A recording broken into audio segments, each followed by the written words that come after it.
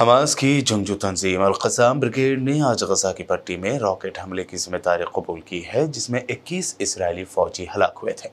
گزشتہ پیر کے روز ہوئے اس حملے کا ذمہ دار اسرائیل نے نامعلوم فلسطینی عسکریت پسندوں کو ٹھہرایا تھا۔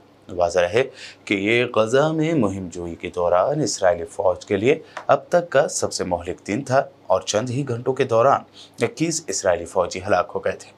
حماس نے حملے کی ایک ویڈیو کے ساتھ میڈیا کو جاری کردہ ایک پیغام میں کہا کہ المغازی مہاجر کیمپ کے مشرق میں القسام بریگیڈ کے جنگجوؤں کی طرف سے دشمن کے فوجیوں اور گاڑیوں کا انجام دیکھیے۔ یہ بھی انکشاف ہوا ہے کہ مارے گئے تمام 21 اسرائیلی فوجی دراصل فلسطینیوں کے گھروں کو دھماکے سے اڑا کر یہاں بفر زون قائم کر رہے تھے تاکہ اسرائیلی فوجیوں کو حملوں میں سہولت مل سکے۔ تاہم گھروں کو اڑانے کے لیے جمع کیے گئے ایکسپلوزیو پر فلسطینی عسکریت پسندوں نے راکٹ سے حملہ کر دیا اور 21 اسرائیلی فوجیوں کو جھٹکے میں مار گرایا۔ دوسری جانب اس واقعے کے بعد اسرائیل میں صف ماتم بچھ گئی ہے۔ اسرائیلی وزیر اعظم نے ایکس پلیٹ فارم پر حملے کے بارے میں افسوس کا اظہار کرتے ہوئے کہا کہ فوج اس واقعے کے بعد حقیقی بحران میں ہے۔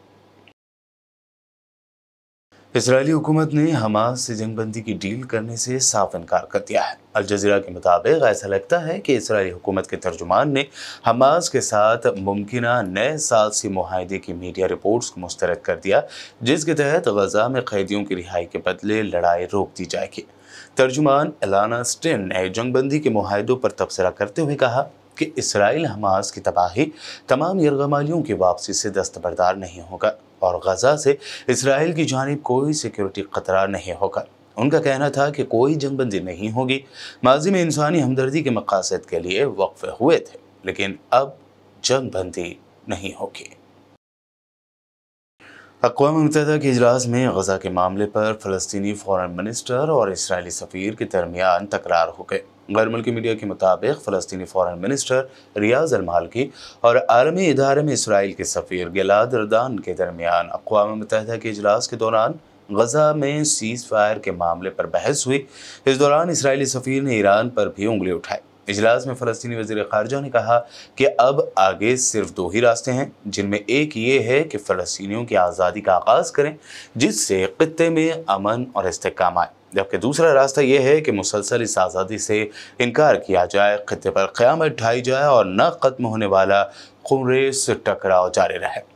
اس دوران اسرائیل کے سفیر نے جب UN میں اپنی تقریر شروع کی تو کئی ممالک کے نمائندے ایوان چھوڑ کر باہر نکل گئے۔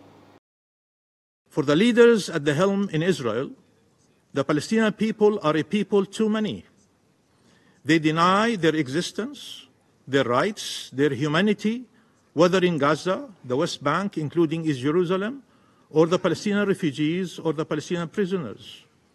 They do not see our people as an empirical and political reality to coexist with, but as a demographic threat to get rid of through death, displacement, or subjugation.